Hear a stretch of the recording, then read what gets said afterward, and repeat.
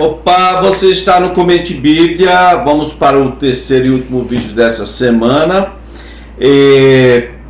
Você vai encontrar na página 1198, ou você vai abrir a sua Bíblia em 2ª Carta de Paulo aos Coríntios, capítulo 12, a partir do versículo 19. Fica comigo.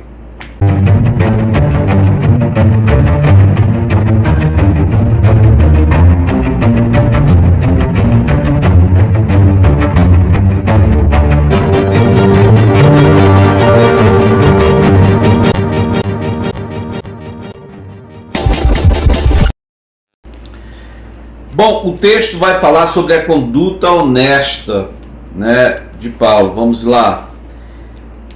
2 Coríntios 12, verso 19 diz assim: pensam vocês que durante todo esse tempo estamos nos defendendo perante vocês?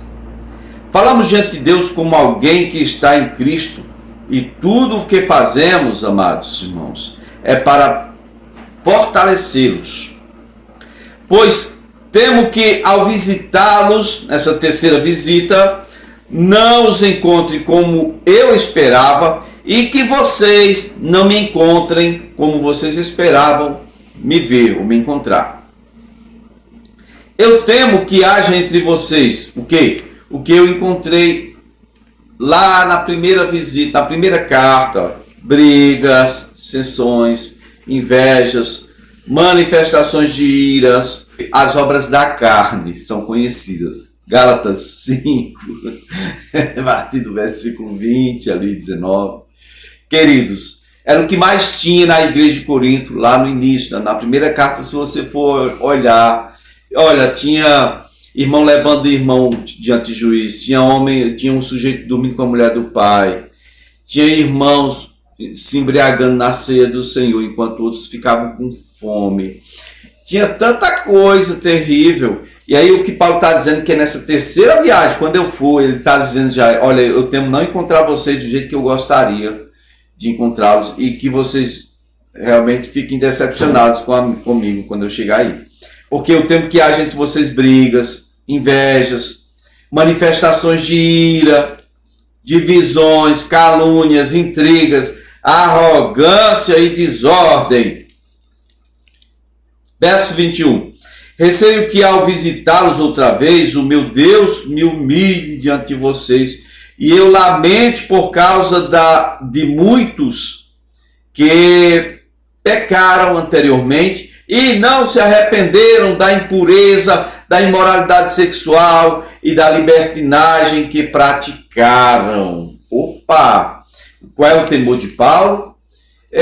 O medo que eu tenho é que eu chegando aí, mesmo depois de ter enviado outra carta e de ter recebido, de vocês terem recebido, terem lido, terem cumprido as minhas deliberações, mesmo que, tenham me dito que vocês receberam muito bem a primeira carta, eu ainda encontre algum de vocês praticando a mesma miséria de antes, o mesmo pecado de antes, a mesma desgraceira de antes.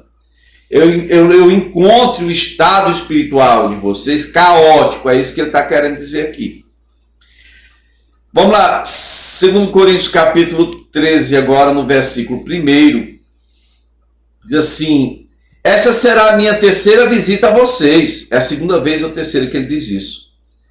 E ele já começa dizendo aqui no capítulo 13: toda questão precisa ser confirmada pelo depoimento de 2 ou 3 testemunhas. Porque quando Paulo chegava, era aquele negócio: eu estou com uma pendência aqui, Paulo. Ele não era só o pastor, o fundador, o apóstolo. Não, ele tinha que ser o juiz para decidir questões entre irmãos, Esse é o fato de Paulo não estar lá, não levar para decidir diante de um juiz gentil ou ímpio, vamos dizer assim. Versículo 2 diz: eu já adverti vocês quanto a isso, quando eu estive lá na segunda vez com vocês aí. Agora, estando ausente, eu escrevo aos que antes pecaram e aos demais. Quando voltar, não os pouparei. Não os pouparei. Visto que vocês estão exigindo uma prova de que Cristo fala por meu intermédio. Olha só. Geralmente é o pessoal mais carnal, endemoniado, que cria essas, né, resistência contra um verdadeiro apóstolo do Senhor, né?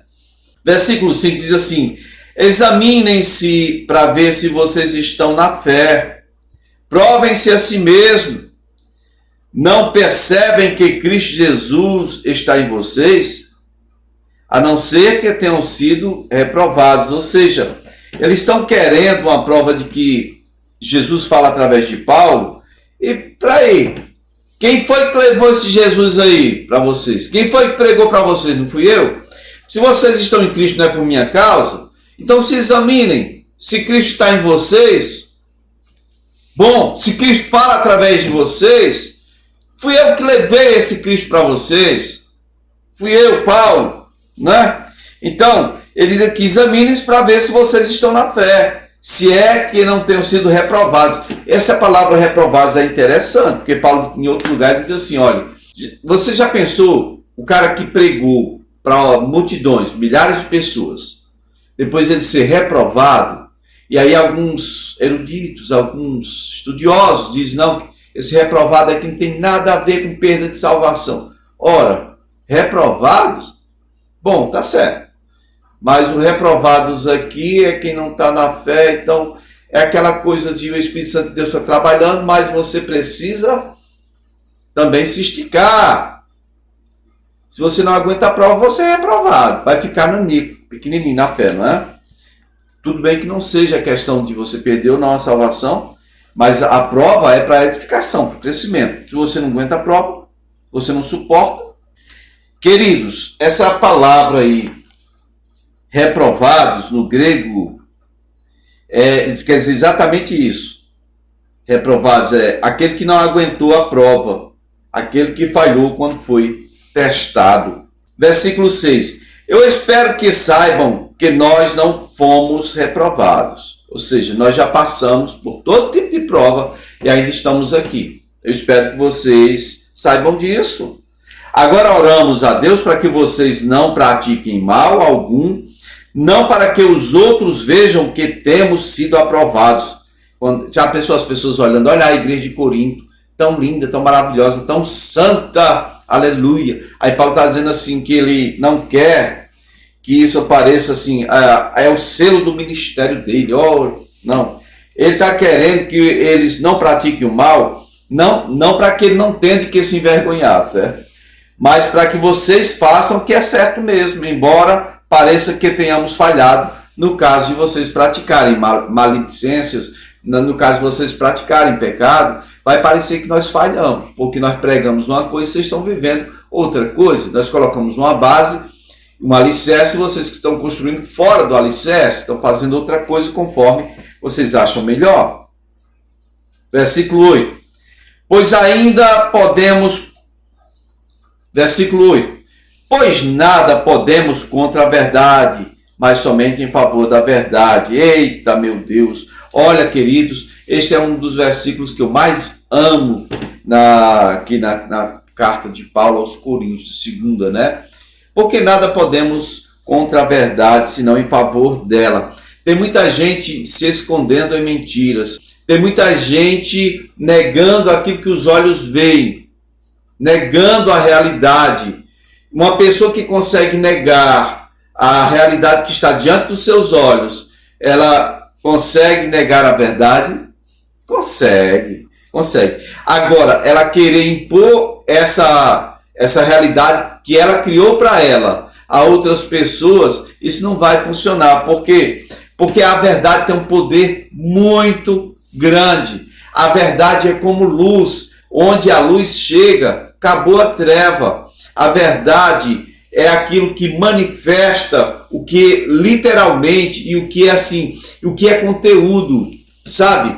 A verdade é como luz, que quando brilha ali você sabe o que é e o que não é. A verdade traz discernimento. A verdade ela tem uma base sólida e forte. Ninguém pode nada contra a verdade.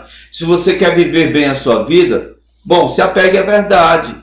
né? Inclusive, isso é uma das qualificações para quem quer seguir a Deus. O Senhor disse, olha, o que Deus exige de ti, homem, senão que ames a verdade, pratiques a justiça ou a misericórdia e ande humildemente com teu Deus, né? É isto aí.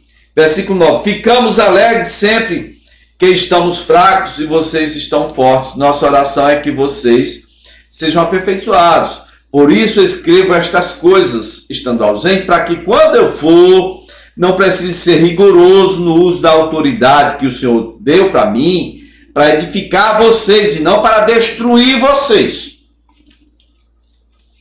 Estão entendendo? A autoridade que o Senhor nos deu foi para edificar e não para destruir. Porém, ele está dizendo aqui que ele está sendo severo na ausência, para quando ele estiver presente lá, ele não ser rigoroso no uso dessa autoridade que o Senhor deu para edificar eles. Tá bom? Autoridade para edificar passa por correção. Por correção. Sim. Ok? A parte final da carta de Paulo aos Coríntios, segunda carta aqui, no capítulo 13, do versículo 11 ao 14, vai dizer assim: sem mais, irmãos, despeço-me de vocês, procurem aperfeiçoar-se, exortem-se mutuamente, tenham um só pensamento, vivam em paz, e o Deus de amor e paz estará com vocês. Olha aí. Saúdem uns aos outros com um beijo santo. Todos os santos lhe enviam saudações. Agora, preste atenção. Versículo 14, último versículo.